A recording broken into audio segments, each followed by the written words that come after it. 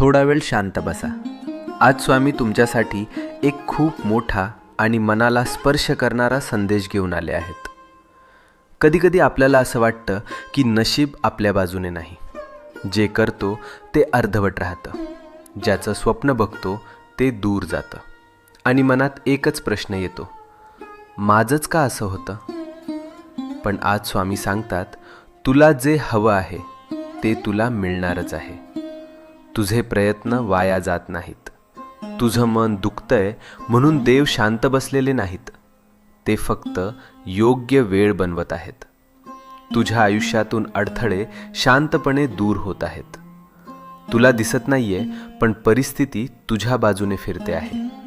ज्याला तू डिले समजतोस ते खरं तर प्रोटेक्शन आहे. तू विचार करतोस, मीच का स्ट्रगल करतोय? हे माझ्याच आयुष्यात का होतंय?